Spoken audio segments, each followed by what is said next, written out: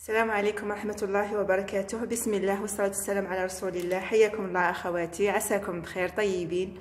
أخواتي بإذن الله اليوم حبيت نحضر معكم وصفة تقليدية اللي هي البغرير. البغرير على طريقتي، بغرير السميد بإذن الله. تبعوا معي أخواتي الخطوات إن شاء الله يعني ينال رضاكم وتجربوه وتنجحوا فيه بإذن الله، لأنه يعني طريقة سهلة جدا جدا. تبعوا معي فقط أخواتي. أنا واش درت لهنا؟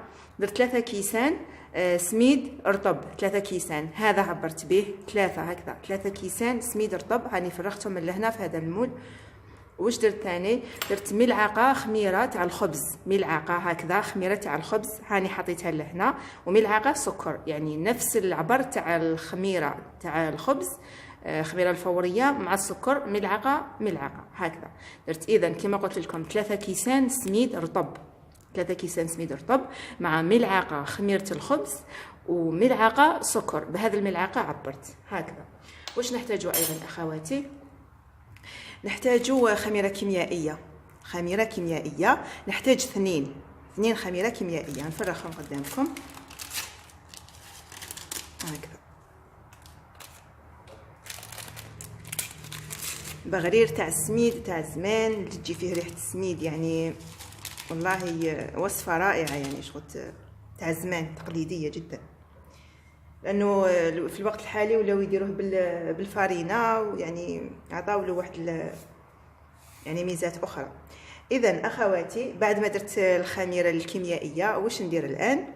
4 كيسان ماء، نفس الكاس اللي عبرت به السميد كما قلت لكم درت 3 كيسان سميد، الان 4 كيسان تاع ماء، 4 كيسان ماء.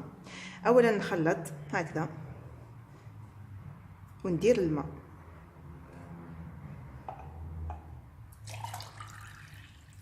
الماء يكون دافي، 4 كيسان ماء، هذا الكاس الاول،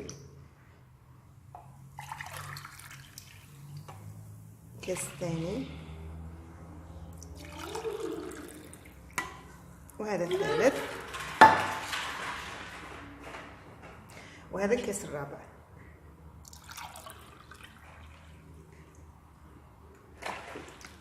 نجيب الباتور ونخلط الجميع.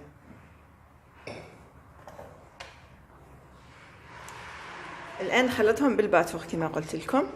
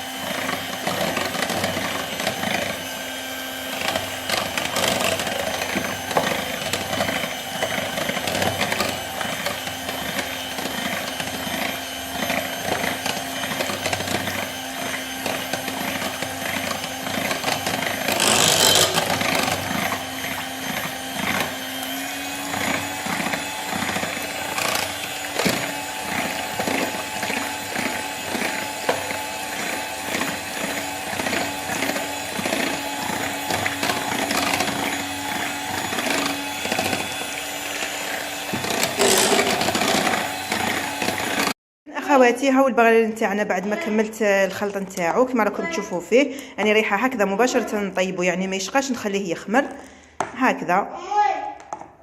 يعني تحصلت على هذا العجين السائله هذه مباشره نطيبها. انا حطيت المقله تسخن ونتلاقاو بعد حين في يعني في الطياب نتاعو. اذا هاي المقله تاعي اخواتي قلت لكم كنت درتها تسخن، الان نقصت للنار، وكما راكم تشوفوا يعني مقله تكون خاصه بالبغرير والكراب، يعني ما تلصقش. نبداو بسم الله هكذا هكذا بهذا الشكل، نديروا له هكذا يعني المبتدئات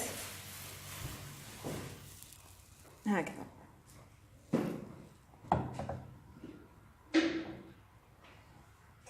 ونخلوه كما راكم تشوفوا بدا يتثقب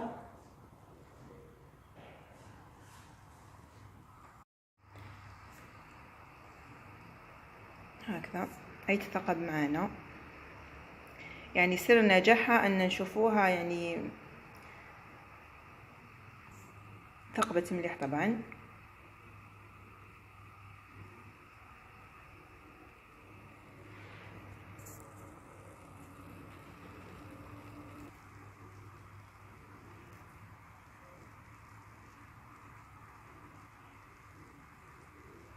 يعني كي نتحصلوا على اللون الاصفر ثم نعرفوها بلي خلاص طابت، يعني يولي حتى الوسط نتاعها اصفر كما راكم تشاهدوا من الاطراف، لتم نعرفوها بلي خلاص طابت. نحيوها، يعني ما يجيناش معجن، يجينا طايب على الاخر. نزيد معكم اخواتي حبه اخرى كما راكم تشاهدوا كما قلت لكم، يعني حتى نشوفوها صفارنا حتى من الوسط وتثقب مليح، ثم نعرفوا باللي يعني البغليل نتاعنا نجح، ما يقعدناش خضر ولا يجينا معجن.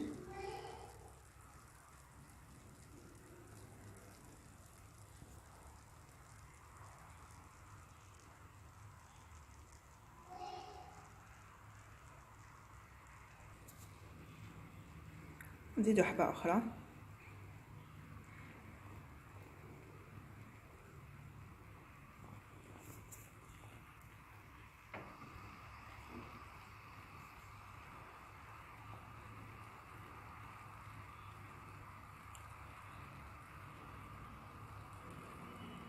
كما راكم تشوفوا فيه يعني كأنه خمر، ويعني عطينا له وقت، وهو مباشرة يعني كما شفتوني يعني خلطته بالباتور وجبته مباشرة طيبته كما راكم تشاهدوا معايا، يعني يخرج مثقب ومش معجن، خفيف يعني ما شاء الله.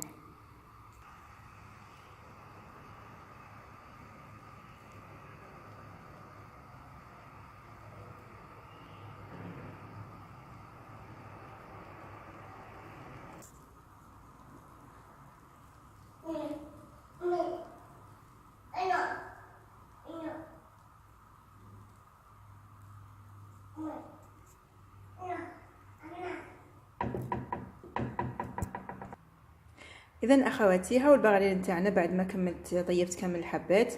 وكنت طبعا سخنت يعني ربع ريتل عسيله مع يعني 150 غرام تقريبا زبده، خلطتهم مع بعض. وطبعا يعني